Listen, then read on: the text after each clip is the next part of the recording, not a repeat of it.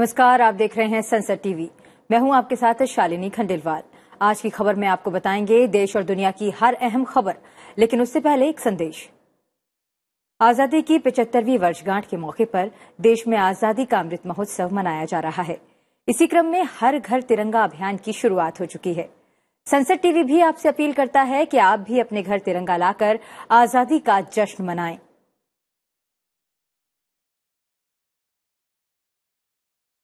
खबरों की शुरुआत करते हैं हेडलाइंस के साथ। प्रवर्तन निदेशालय की बड़ी कार्रवाई। नेशनल हेराल्ड कार्यालय में यंग इंडिया कंपनी के परिसर को अस्थायी रूप से किया सील। एजेंसी की अनुमति के बिना परिसर को खोलने की इजाजत नहीं। संसद के दोनों सदनों से अहम विधेयक को मंजूरी। लोकसभा से केंद्रीय विश्वविद्यालय संशोधन विधेयक पारित। राज्यसभा में चर्चा के बाद राष्ट्रीय डोपिंग रोधी विधेयक को मिली मंजूरी। मंकी पॉक्स से बचने के लिए केंद्रीय स्वास्थ्य मंत्रालय ने जारी किए दिशा निर्देश। बताया क्या करें और क्या नहीं। सभी जिलों को अलर्ट मोड पर रहने का निर्देश। दिल्ली के लाल किले से संसद तक हर घर तिरंगा बाइक रैली। उपराष्ट्रपति एम वेंकैया नायडू ने दिखाई हरी झंडी। रैली में शामिल हुए कई केंद्रीय मंत्रियों के अलावा सांसद। और नैन्सी पेलोसी की ताइवान यात्रा को लेकर आमने सामने चीन और अमेरिका। पेलोसी ने की ताइवान के राष्ट्रपति से मुलाकात। चीन ने की यात्रा की निंदा। सैन्य कार्रवाई की दी चेतावनी।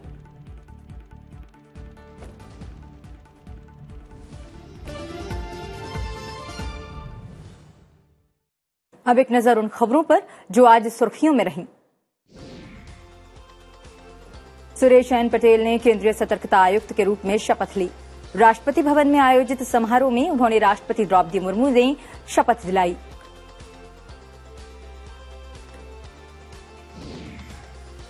थल सेना प्रमुख जनरल मनोज पांडे और वायुसेना प्रमुख air chief marshal VR Chaudhari ने राष्ट्रपति भवन में राष्ट्रपति द्रौपदी मुर्मू से मुलाकात की।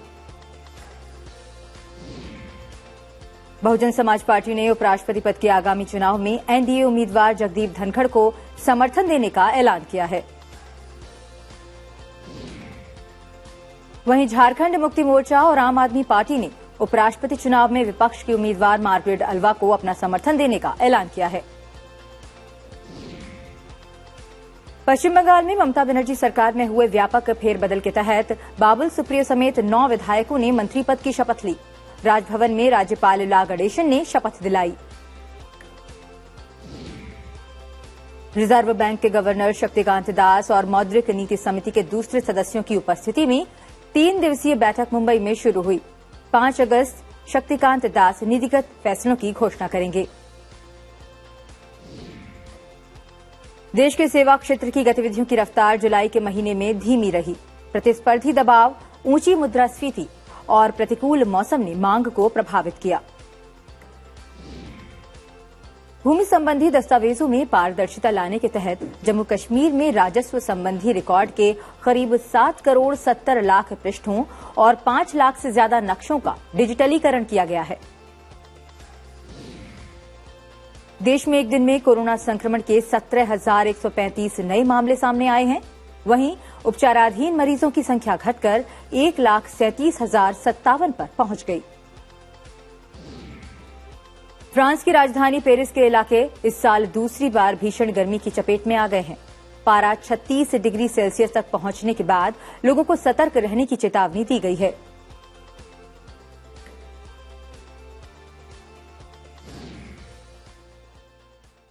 और अब खबरें विस्तार से। प्रवर्तन निदेशालय ने दिल्ली में कांग्रेस के स्वामित्व वाले नेशनल हेराल्ड कार्यालय में मौजूद यंग इंडिया के कार्यालय को अस्थायी रूप से सील कर दिया है। ये कार्रवाई ईडी की तरफ से धन शोधन मामले की जांच के सिलसिले में की गई है। सबूतों को सुरक्षित रखने के लिए अस्थायी तौर पर कार्यालय को सील किया गया है, जिन्हें मंगलवार की छापेमारी के दौरान अधिकृत प्रतिनिधियों के अनुपस्थित होने की वजह से एकत्र नहीं किया जा सका था। ईडी ने यंग इंडिया के कार्यालय के बाहर एक नोटिस लगाया है, जिस पर जांच अधिकारी के हस्ताक्षर हैं। नोटिस में लिखा गया है कि इस कार्यालय को एजेंसी की अनुमति के बिना खोला नहीं जा सकता। हम भागेंगे नहीं, हमें चुप नहीं कराया जाएगा। हम अपनी आवाज उठाते रहेंगे, हमारा प्रदर्शन परसों शांतिपूर्वक प्रदर्शन जरूर होगा।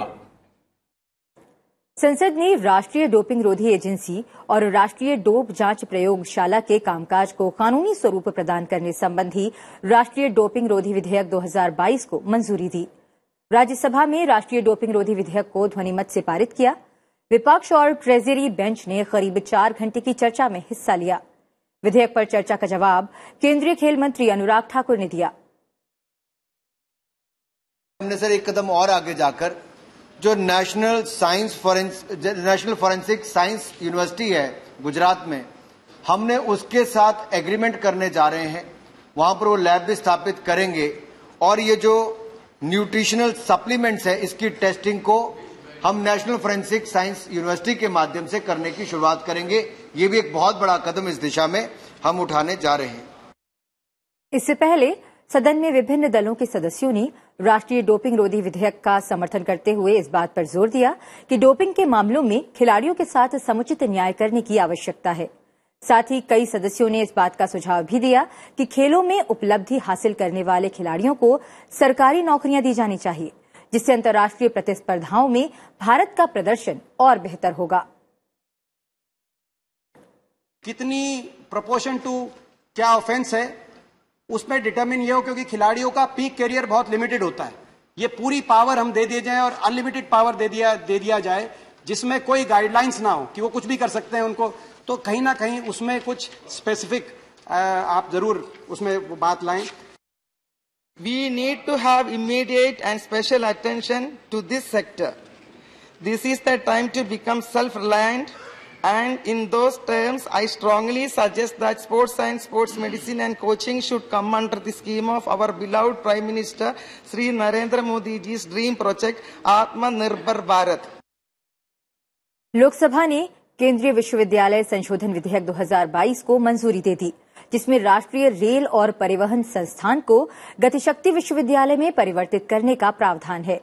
निचले सदन में विधेयक पर हुई चर्चा का जवाब देते हुए शिक्षा मंत्री धर्मेंद्र प्रधान ने कहा कि 21वीं सदी की जरूरतों को ध्यान में रखते हुए ये विधेयक लाया गया है। उन्होंने कहा कि देश में 15 से 25 वर्ष की आयु वर्ग के लोगों की संख्या 25 करोड़ से ज्यादा है। इनमें से 14 करोड़ बच्चे पढ़ाई पूरी नहीं कर पाते हैं। देश के सभी बच्चों को शिक्षा देने का लक्ष्य है।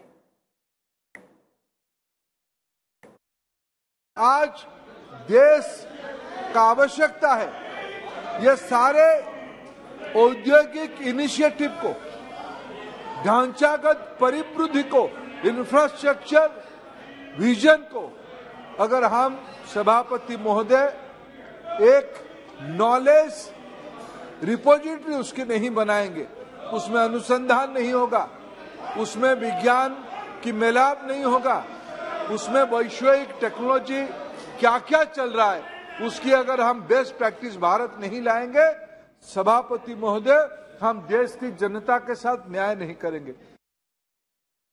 प्रधानमंत्री नरेंद्र मोदी की अध्यक्षता में केंद्रीय मंत्रिमंडल ने संयुक्त राष्ट्र जलवायु परिवर्तन फ्रेमवर्क सम्मेलन को सूचना दिए जाने के लिए भारत के राष्ट्रीय स्तर पर अद्यतन निर्धारित योगदान को मंजूरी दे दी है। पेरिस समझौते के तहत आपसी सहमति के अनुरूप जलवायु परिवर्तन के खतरे का मुकाबला करने के लिए वैश्विक कार्रवाई को मजबूत करने की दिशा में भारत के योगदान में वृद्धि करने का प्रयास करता है। इस तरह के प्रयास भारत की उत्सर्जन वृद्धि को कम करने के रास्ते पर आगे बढ़ने में भी मदद करेंगे।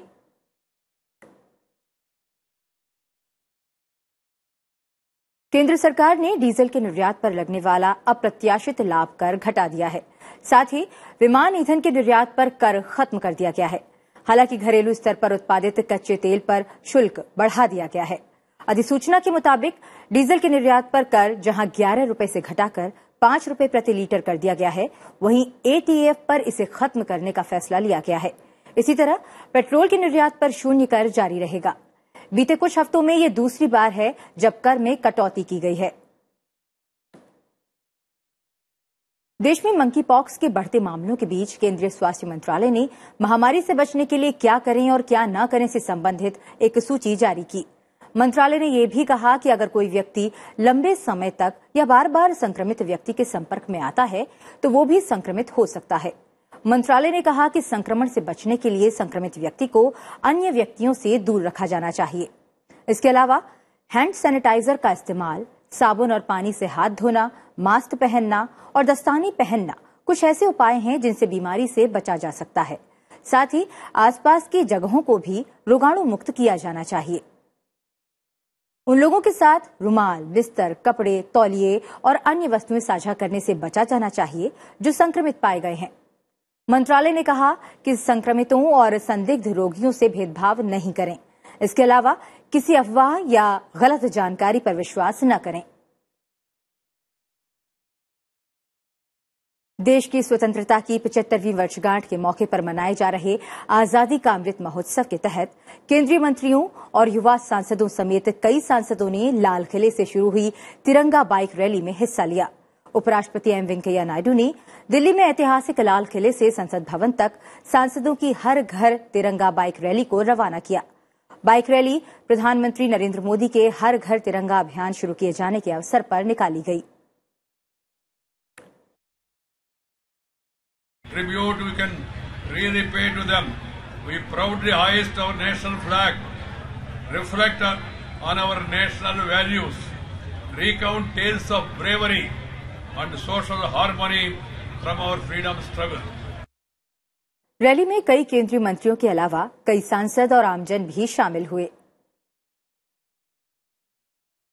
आज सभी युवक हमारे काफी सिटीजन्स यहाँ पे आए हैं और हर घर तिरंगा को लेके बहुत उत्साहपूर्ण वातावरण है। देश की आजादी में जिन लोगों ने अपना सर्वस्व न्यौछावर किया, वही वीर और वीरांगनाएं हमारी प्रेरणा बने और उनकी प्रेरणा से हम सब लोग शामिल होकर अपने कर्तव्य बोध से प्रेरित होकर देश की सेवा में लगे। 75वें वर्ष में जब 75 साल पूरे हो रहे हैं, उसके अंदर अपने उन लोगों को याद करें जिनके कारण झंडा फहराया जा रहा है। फिलहाल रुक रहे हैं एक छोटे से ब्रेक के लिए। ब्रेक के बाद देश के विभिन्न राज्यों से जुड़े समाचार। आप बने रहिए हमारे साथ।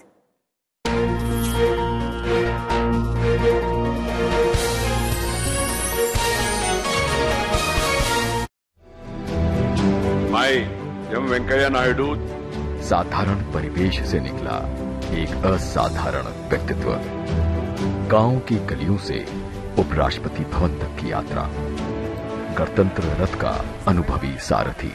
Parliament should discuss, debate and decide. Bharat की एकात्मता का जीवंत प्रतीक देखिए सिर्फ संसद टीवी पर।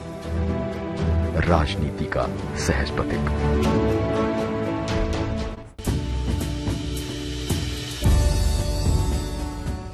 देखिए, प्रधानमंत्री जी जब भी किसी कार्यक्रम का आह्वान करते हैं तो पूरा देश का जनमानस को उसको अभियान के रूप में लेता है। इस बार भी आजादी के अमृत महोत्सव के अवसर पर उन्होंने हर घर तिरंगा फहराने का उन्होंने यह कार्यक्रम देशवासियों को हाथ में दिया है। मुझे मालूम है और मुझे पूरा भरोसा भी है कि प्रधानमंत्री जी के इस आह्वान पे इतना बड़ा अभियान बनेगा और देश के आन बान शान को आप देखेंगे किस प्रकार से एक ऐसा सकारात्मक वातावरण निर्मित होगा, वो देखने लायक होगा।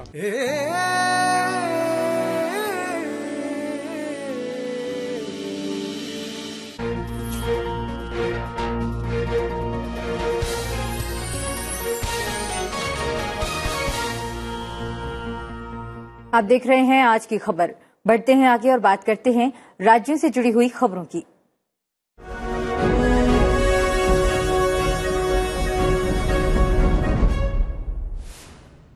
मालदीव के राष्ट्रपति इब्राहिम मोहम्मद सोलेह ने मुंबई के राजभवन में राज्यपाल भगत सिंह कोश्यारी और डिप्टी सीएम देवेंद्र फडणवीस से मुलाकात की।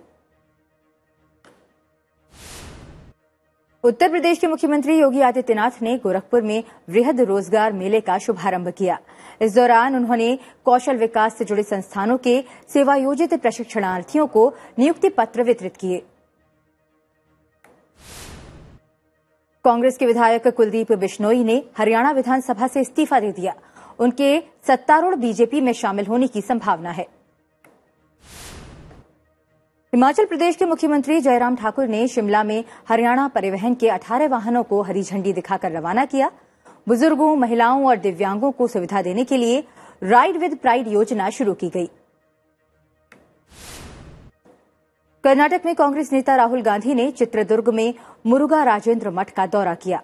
उन्होंने मुख्यालय स्थित मुरुगा मठ के महंत से लिंगायत संप्रदाय की दीक्षा ली। इस मौके पर कांग्रेस के कई नेता भी मौजूद रहे। पश्चिम बंगाल के बीरभूम में अर्पिता मुखर्जी के आवास पर ईडी ने छापेमारी की। तमिलनाडु के मदुरई में फाइनेंसर और फिल्म निर्माता अंबु चेजलियानिन से संबंधित 20 से अधिक स्थानों पर आयकर विभाग की छापेमारी दूसरे दिन भी जारी रही। आंध्र प्रदेश के विशाखापट्टनम में रिसाव की घटना के बाद 121 श्रमिकों का विभिन्न अस्पतालों में इलाज चल रहा है। सीड्स कंपनी में 2 महीने में दूसरी बार गैस रिसाव की सूचना मिली थी। उसे जांच पूरी होने तक बंद कर दिया गया। दिल्ली में बारिश होने से लोगों को उमस भरे मौसम से थोड़ी राहत मिली। पूर्वी और दक्षिण दिल्ली के कुछ हिस्सों में हल्की बारिश हुई। कड़ी सुरक्षा के बीच 226 तीर्थयात्रियों का एक और जत्था पवित्र अमरनाथ गुफा में बाबा बर्फानी के दर्शन के लिए रवाना हो गया। अमरनाथ यात्रा 11 अगस्त को रक्षाबंधन के अवसर पर समाप्त होगी।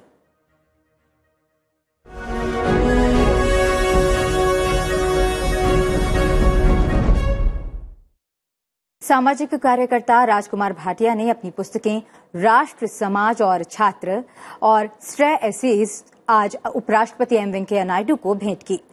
कार्यक्रम का आयोजन उपराष्ट्रपति निवास पर किया गया था। इस मौके पर कई गणमान्य हस्तियां मौजूद रहीं।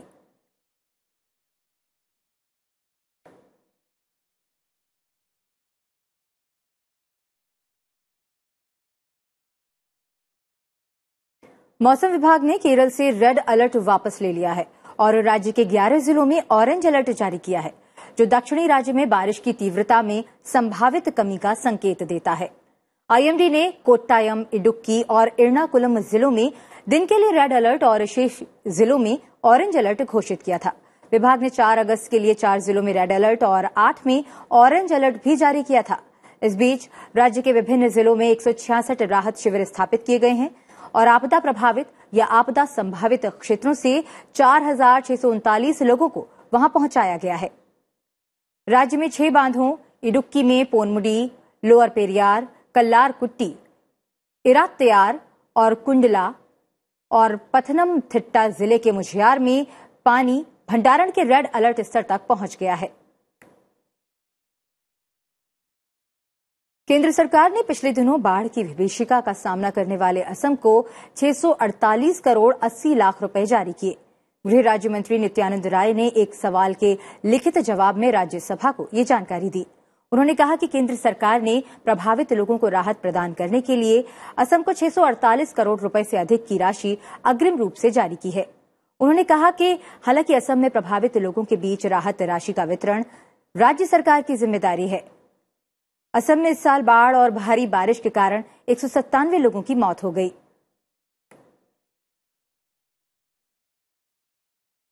राजस्थान के कई हिस्सों में मूसलाधार बारिश जारी है। इस दौरान सबसे अधिक बारिश सिरोही जिले के माउंट आबू में दर्ज की गई। पिछले 24 घंटों में पूर्वी राजस्थान में कई जगह भारी बारिश हुई। साथ ही पश्चिमी राजस्थान के भी कुछ हिस्सों में भारी बारिश दर्ज की गई। मौसम विभाग ने अगले 24 घंटों में अलवर, झालावाड़, झुंझुनू, सीकर और चुरू सहित अनेक जिलों के लिए भारी बारिश की चेतावनी जारी की है।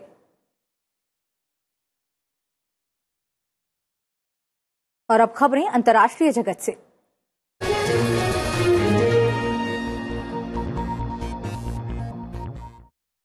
चीन से तनाव के बीच अमेरिकी प्रतिनिधि सभा की अध्यक्ष नैन्सी पेलोसी एशिया यात्रा के अगले पड़ाव की तरफ रवाना हो गई हैं। पेलोसी पिछले 25 वर्षों में ताइवान की यात्रा करने वाली अमेरिकी प्रतिनिधि सभा की पहली अध्यक्ष हैं। अमेरिकी प्रतिनिधिमंडल की अध्यक्ष नैन्सी पेलोसी की ताइवान यात्रा को लेकर उन्हें अपने देश में भरपूर समर्थन मिल रहा है। दुनिया के कई देशों ने भी पेलोसी की यात्रा का समर्थन किया है। ऑस्ट्रेलिया के प्रधानमंत्री एंथोनी अल्बानीज ने पेलोसी की यात्रा के संबंध में कोई टिप्पणी करने से इनकार किया। इस बीच चीन के सहयोगी उत्तर कोरिया ने यात्रा पर निशाना साधते हुए अमेरिका पर क्षेत्र में शांति और सुरक्षा पर नकारात्मक प्रभाव डालने का आरोप लगाया। The Taiwan Relations Act was built building a strong bond between our two countries, advancing our shared interests of governance, economy, and security while respecting the One China policy. Our solidarity with you is more important than ever as you defend Taiwan and your freedom. इस पर ज्यादा जानकारी के लिए हमारे साथ जुड़ गए हैं संवाददाता अखिलेश सुमन। अखिलेश, नैन्सी पेलोसी की ताइवान यात्रा को लेकर चीन और अमेरिका आमने सामने हैं। वहीं पेलोसी को अपने देश में समर्थन मिल रहा है और ऑस्ट्रेलिया जैसे कुछ देश इस पर टिप्पणी करने से बचते हुए नजर आ रहे हैं। इसके बारे में आपके पास क्या जानकारी है?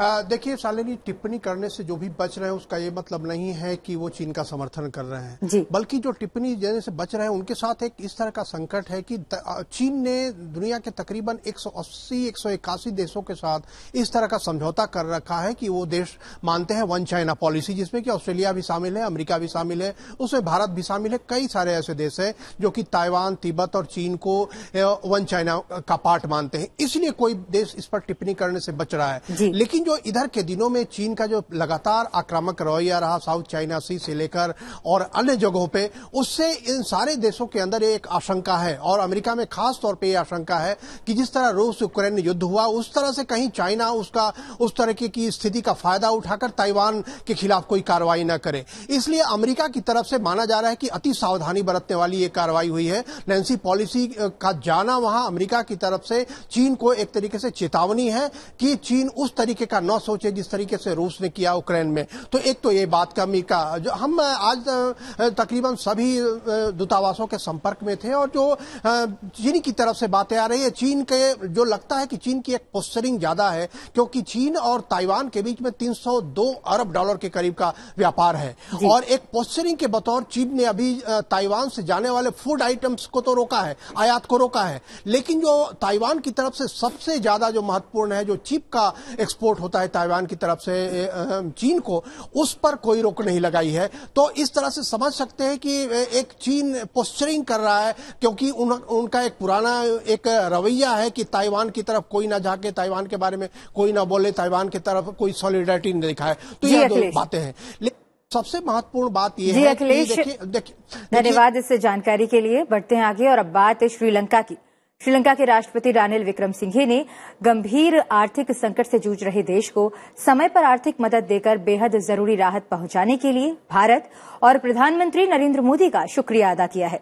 राष्ट्रपति विक्रमसिंघे ने 7 दिन तक स्थगित रहने के बाद फिर से बुलाए गए संसद के सत्र को संबोधित करते हुए कहा कि प्रधानमंत्री नरेंद्र मोदी के नेतृत्व में भारत सरकार ने हमें बेहद जरूरी मदद दी। भारत सरकार श्रीलंका को इस साल जनवरी से अब तक करीब 4 अरब डॉलर की मदद दे चुकी है। श्रीलंका को अपने करीब 2 करोड़ 20 लाख लोगों की बुनियादी जरूरतों को पूरा करने के लिए अगले 6 महीनों में करीब 5 अरब डॉलर की जरूरत है। ब्रिटेन की सत्तारूढ़ कंजर्वेटिव पार्टी के सदस्यों के बीच कराए गए नवीनतम सर्वेक्षण के नतीजों के मुताबिक प्रधानमंत्री पद की दौड़ में विदेश मंत्री लिज ट्रस ने पूर्व चांसलर ऋषि सुनक पर व्यापक बढ़त बना ली है। कंजर्वेटिव पार्टी के सदस्य ही नहीं, नए नेतृत्व के लिए होने वाले मतदान में हिस्सा लेंगे और निर्वाचित नेता मौजूदा प्रधानमंत्री बोरिस जॉनसन का उत्तराधिकारी बनेगा। सर्वेक्षण से संकेत मिलता है कि ट्रस सभी आयु वर्ग और देश के विभिन्न हिस्सों में सुनक से आगे चल रही हैं। तेल निर्यातक देशों के संगठन ओपेक और उसके सहयोगी देशों ने सितंबर में उत्पादन पिछले महीनों की तुलना में धीमी गति से बढ़ाने का फैसला किया है। ये फैसला ऐसे समय किया गया है जब रूस यूक्रेन युद्ध के कारण तेल के दाम चढ़े हुए हैं और आपूर्ति अस्थिर बनी हुई है। ओपेक और उसके सहयोगी देशों ने कहा कि वे अगले महीने 1 लाख बैरल प्रतिदिन उत्पादन बढ़ाएंगे, जबकि जुलाई और अगस्त में ये 6,48,000 बैरल प्रतिदिन था। समूह ने बैठक में बढ़ती महंगाई और कोविड-19 के बढ़ते मामलों को देखते हुए मांग पर पड़ने वाले प्रभाव पर भी गौर किया। अब बात राष्ट्रमंडल खेलों की। बर्मिंघम राष्ट्रमंडल खेलों में भारतीय खिलाड़ियों का शानदार प्रदर्शन जारी है। लवप्रीत सिंह ने पुरुषों की 109 किलोग्राम स्पर्धा में कांस्य पदक अपने नाम किया। पंजाब के 24 साल के भारोत्तोलक ने कुल 355 किलोग्राम का वजन उठाया। इसमें लवप्रीत सिंह ने क्लीन और जर्क में 192 किलोग्राम का भार उठाकर नया राष्ट्रीय रिकॉर्ड भी अपने नाम किया, जिससे वो पोडियम में तीसरे स्थान पर रहे। उत्तर प्रदेश के बिजनौर जिले में कालागढ़ एलिफेंट कैंप में एक हाथी के बच्चे का जन्मदिन धूमधाम से मनाया गया। इस हाथी का नाम सावन है। सावन के बर्थडे पर वन विभाग ने बाकायदा स्पेशल केक बनवाया। इस साल सावन 4 वर्ष का हो गया है। चलते चलते आप देखिए ये खास तस्वीरें और मुझे दीजिए इजाजत। नमस्कार।